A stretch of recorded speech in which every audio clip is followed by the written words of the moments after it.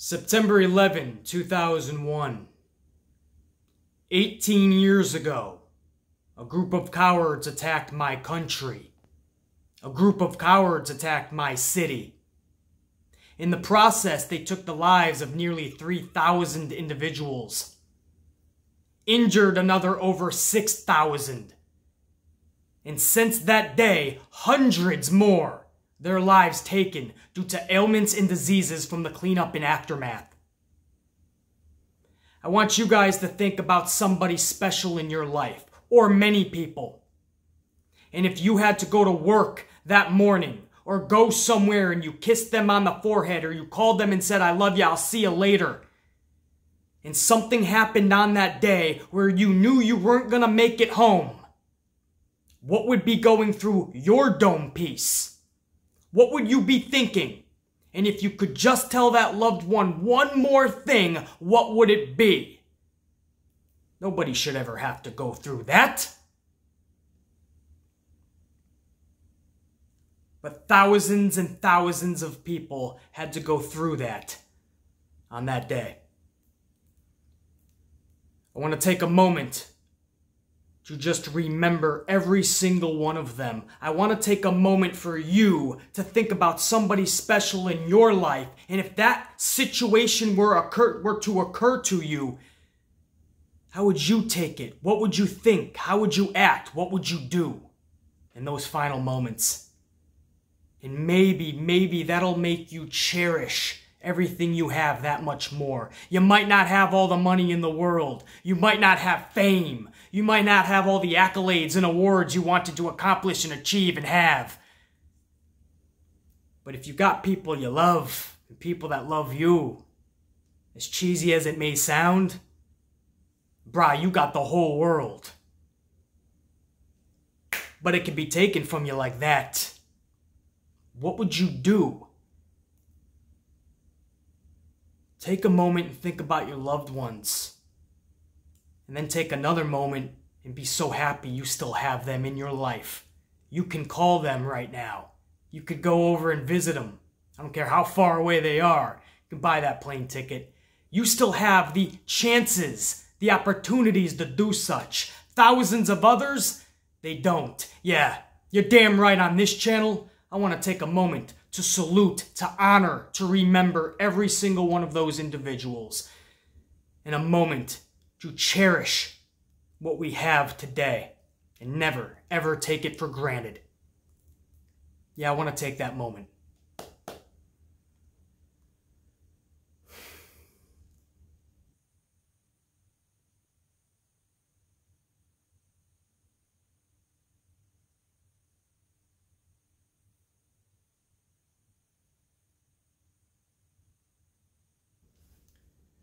Now on to the show. And it's fitting that both Raw and SmackDown were right here in New York City for this week.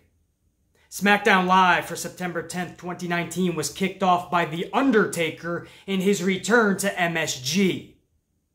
Taker talked about all the past superstars that have walked the hallowed grounds of MSG, but how it is now time for a new crop and a new era of superstar to take over.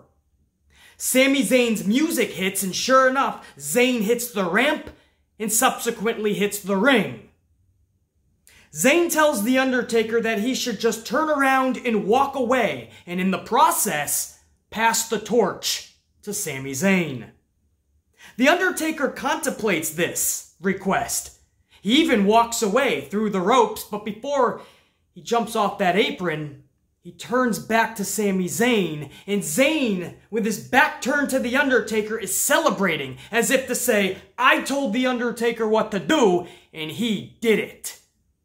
So obviously The Undertaker at this point, with a disturbed, distraught look on his face, changes his mind, goes back through the ropes, back into that ring, and into Sami Zayn's face. When Zayn turns around, an absolute look of terror draws over his face as The Undertaker grabs him by his dome piece, up in the air and down for a devastating choke slam.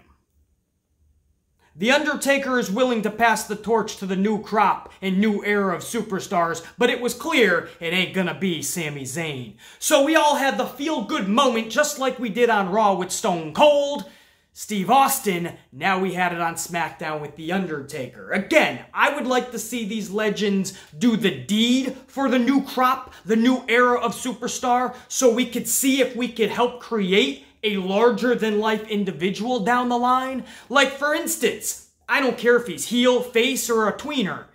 Aleister Black taking out The Undertaker would be a dynamite segment. Bray Wyatt out of nowhere taking out The Undertaker, awesome segment.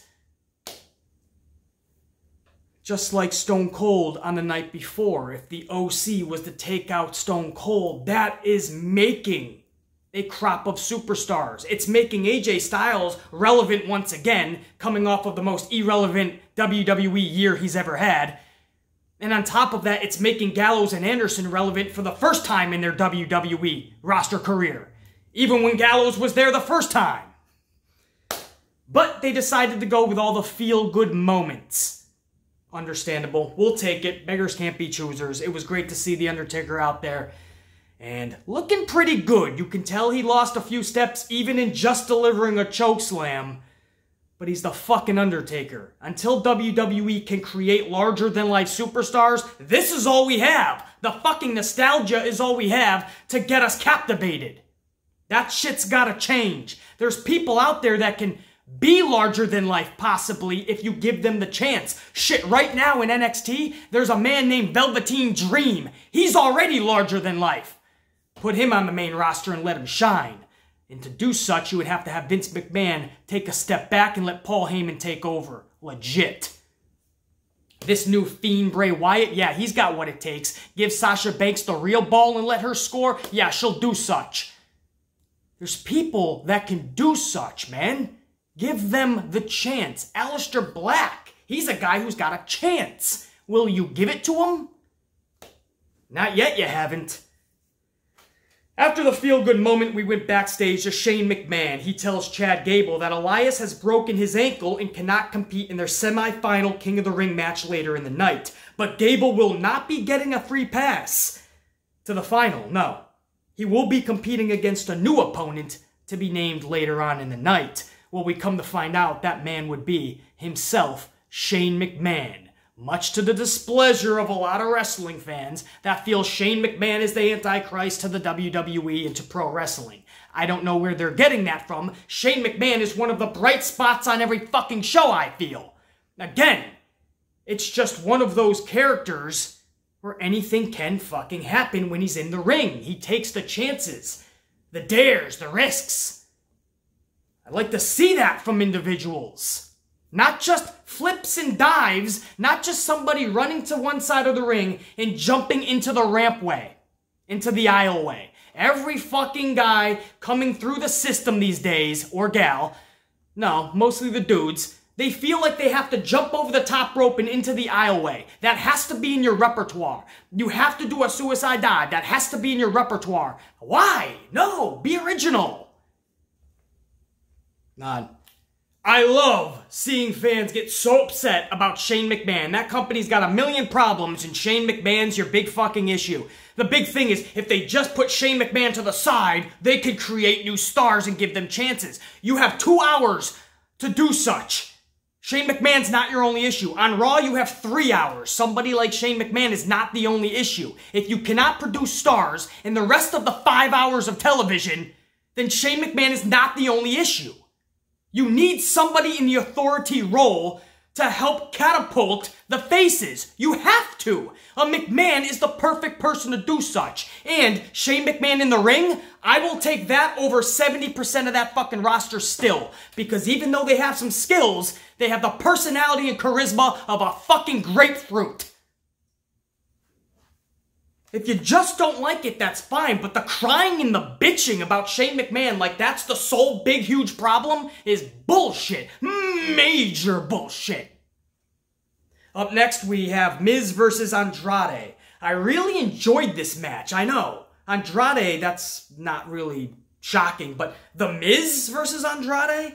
But I really enjoyed this match, aside from the fact that Zelina Vega looked like a succulent peach out there. On top of that, this was the absolute best I have ever seen The Miz. He brought a fire and an energy that was great to see.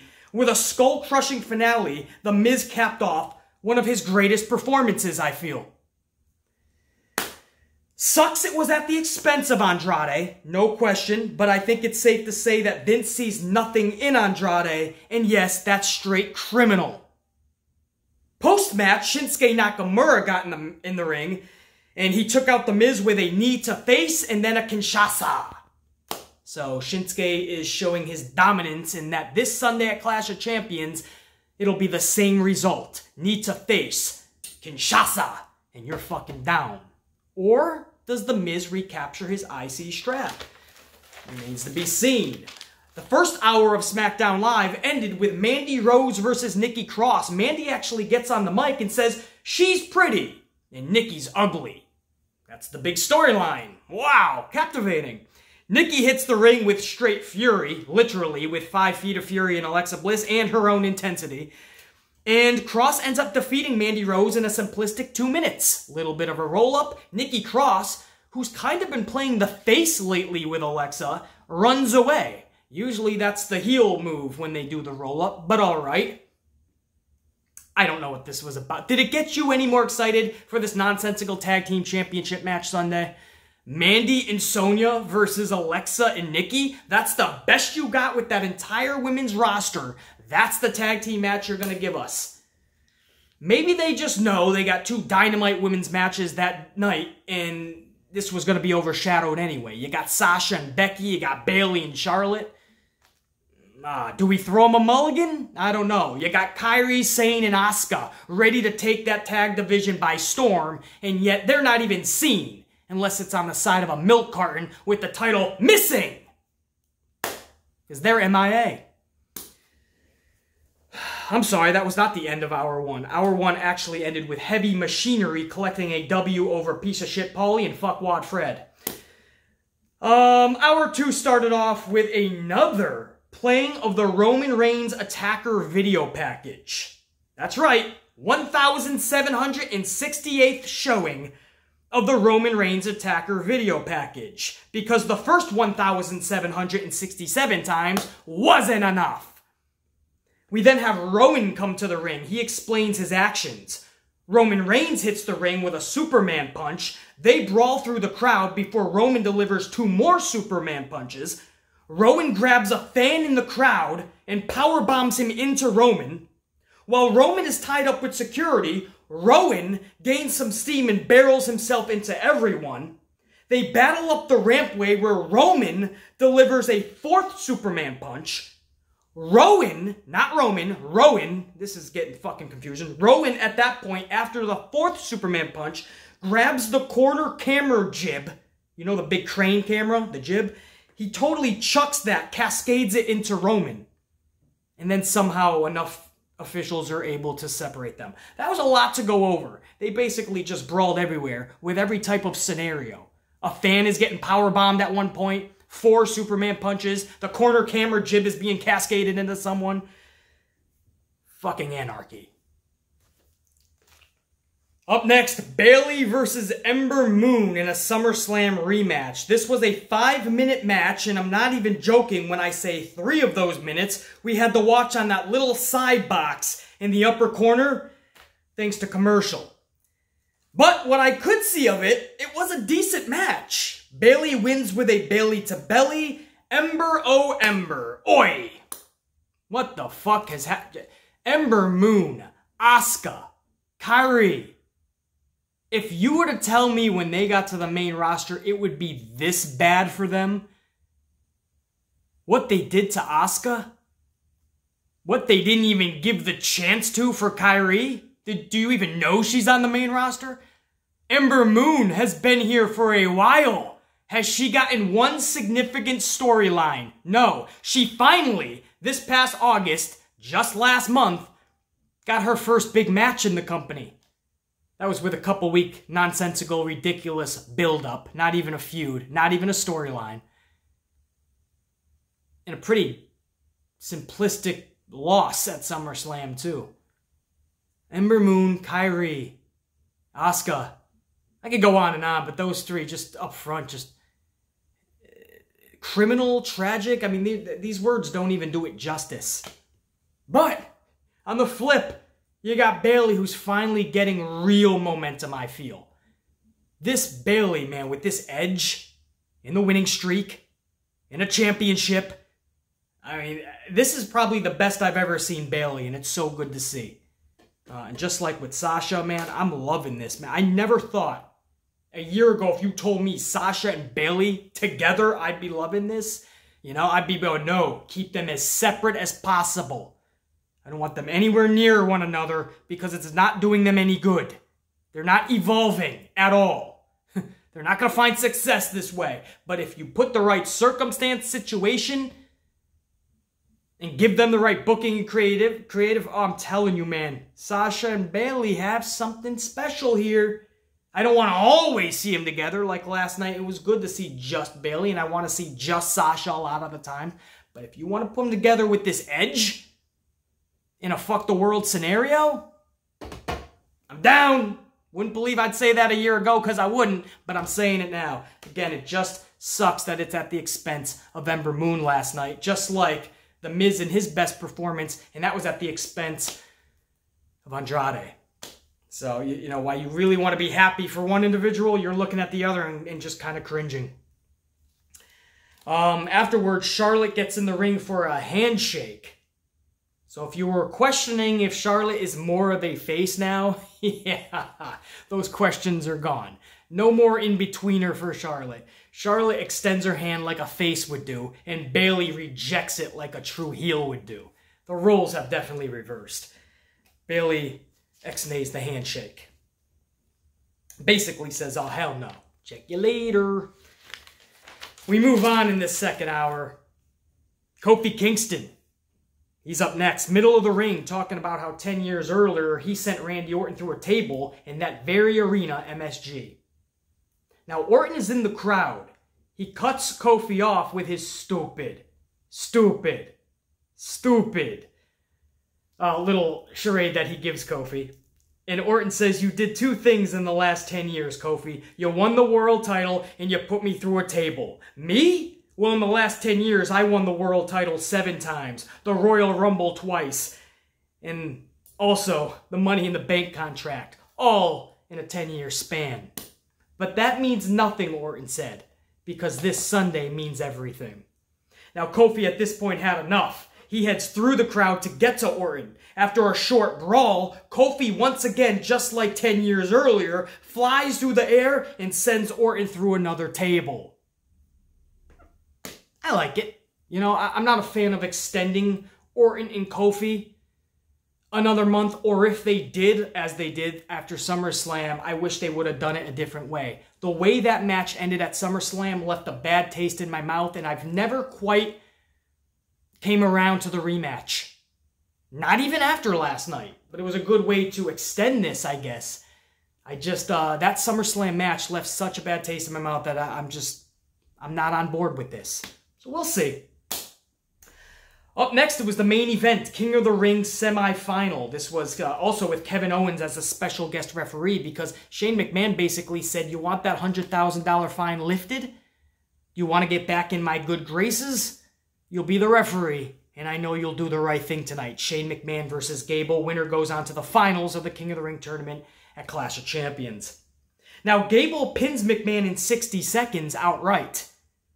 McMahon is pissed off at this point, so he gets on the mic and says, no, that's not how it's going down. This now is a 2 out of 3 falls match. After multiple chances for Gable to win and Owens screwing him over, Gable puts his own fate into his own hands, and he taps Shane McMahon out. Gable advances to the finals of the King of the Ring tournament at Clash of Champions against Baron Corbin. Don't get your hopes up. It looks like it's definitely going to be Baron Corbin who gets the crown, the scepter, and the robe. But that's great for little Rudy, Chad Gable. Now, I got some issue with this. I mean, even though he tapped out, isn't it the referee's duty to still call for the bell? Like you tap out and the referee calls for the bell. In this case, there was a tap out. Owens didn't even look at the timekeeper area and the bell just starts ringing. So that's my first little issue and flaw with this. However, on the other side of things, on the other side of the spectrum, other flip side of the coin, I love it. I mean, Chad Gable put his fate into his own hands. He said, yeah, it's obvious I'm not going to be able to pin this guy again. You're not going to count 3. So I'm going to tap him the fuck out and make it known to the world that I won this match. No questions asked, no doubts. I love that part of it. But then afterwards is what I loved even more. Post-match, Shane attacks Owens and tells Owens, "You're fired." And he continues his aggressive attack on Owens as we fade to black and go off the air. Now up front, I just love that, but if you really dive into it and dissect it, this is what I mean about how real and how much of a believability Shane McMahon brings to the table. He is all in, man. His face is beet red. He's sweating profusely. You can tell, or at least he's making you believe he is so beyond angered, frustrated, and pissed off that when he yells, "You're fired," it's not a nice fucking, he collected himself and gave a big fucking "you're fired" like his father, Vince McMahon. No, he is in motion of beating the hell out of Owens and basically just screaming out, "You're fired." And he keeps on delivering bows like he is beyond pissed off, like this was everything and his plan just went awry. You son of a bitch, why? Why did you screw me over? That's what Shane is portraying to us through his motions, movements, and actions. And that's what I mean. That's the type of storytelling that I cannot get out of today's superstars for some reason. They're great in the ring skill-wise, but charisma and personality is that of a grapefruit with over 80-90% of this roster. We can't get that it factor. Shane McMahon has always brought a believability, so when people piss and moan about Shane being in matches and taking up TV time, in all honesty, I'd rather Shane McMahon than a lot of these sons of bitches, these carbon copies of one another that are coming through the big factory down in Orlando. Every one of them look and seem the same to me. Shane McMahon is one of the last of the Mohicans that we have that shines this believability, shines this spotlight of realism, and I love that segment last night. And it makes you want to see what happens next. How is Kevin Owens going to respond from this? Is Shane McMahon going to cooler heads prevail type of situation? Where do we go from here? Does this feud between them continue, or is Shane going to bring in someone new to take care of this problem once and for all? Does he reinstate Owens just to take him out the right way in Shane McMahon's mind, beating the hell out of him? Makes you want to see this now, man. I know it did for me.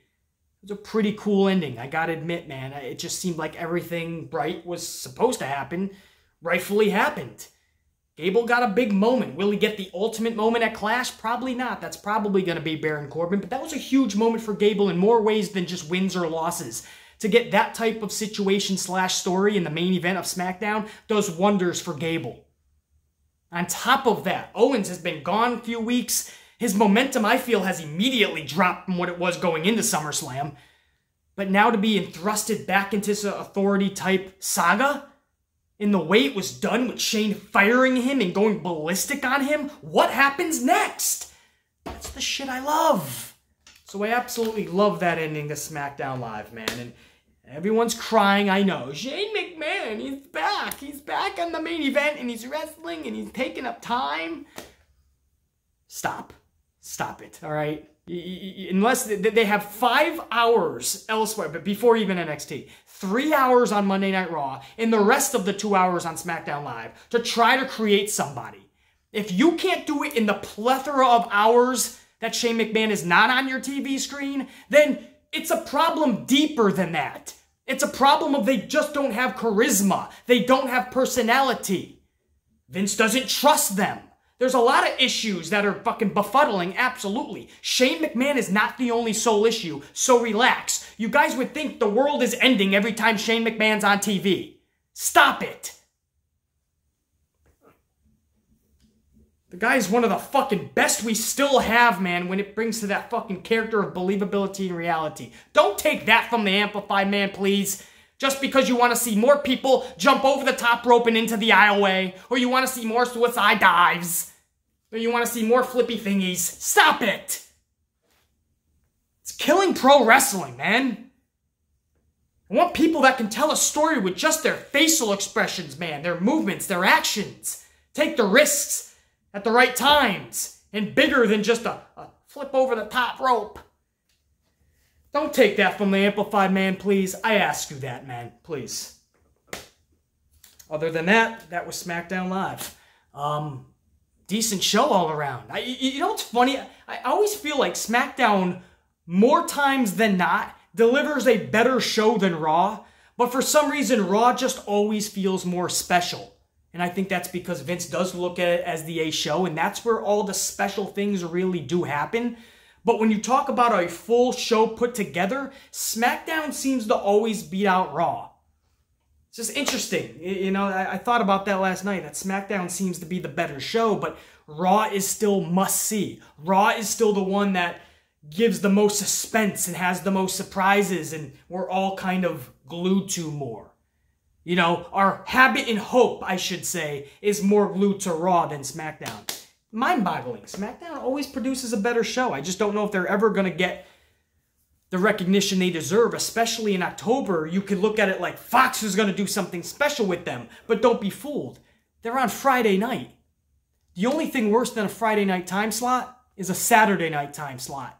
So good luck trying to bring in viewers. Yes, you'll be on that big broadcast stage with Fox, but it's a Friday night, man. You're going to make people fucking stop what they're doing on their Friday night to go watch 2 hours of SmackDown? I'm telling you right now, I may absolutely, most times than not, have to watch this on a delay or fucking, you know, one of those DVR type shits. I don't like doing that. I might have to. There's nothing more I mean, I don't know if I'm going to spend Friday nights chilling out with Vince McMahon's world. And I love the world, but I have shit to do, you know, as I'm sure most of us do. And that's why Friday night is one of the worst nights for TV, just like Saturday night. You know, Tuesday night would have been the special night, man. If Fox could have just kept it there, no harm, no foul. Anyway, that is SmackDown Live's go-home show to Clash of Champions. Just like Raw, did that do anything for you? Are you any more excited for Clash of Champions? I feel like I say this every go-home show, and it's rhetorical. Of course we're not excited anymore. Were we excited beforehand? No. Are we excited now? No. I just hope, you know, most of us are going to tune into Clash of Champions anyway, because we're fans and we love this shit. And if the Amplified Man, you dive into this, it's pretty much my duty now for you guys, man. So I have to fucking come through for you guys. So I'm absolutely, obviously catching this shit. But it's rhetorical at this point, man. Nobody's really excited for these things, but we're going to tune in out of habit and hope, and we're going to hope, all right, that they deliver something special. There is some matches on here. Mostly it's the women with Becky and Sasha and maybe Bayley and Charlotte. They usually put on a good show, I believe, too. But other than that, what are we getting? Rowan and Roman? I think they moved that to like a no DQ match or some shit like that. But still, it's Roman and Rowan. What else do we have? Braun Strowman and Seth Rollins. Okay, what the fuck? Fucking Alexa Bliss and Nikki Cross versus Mandy and... I mean, this card is just weak as fuck. So it's habit and hope. That's what we're stuck with. Hey, I don't make the rules.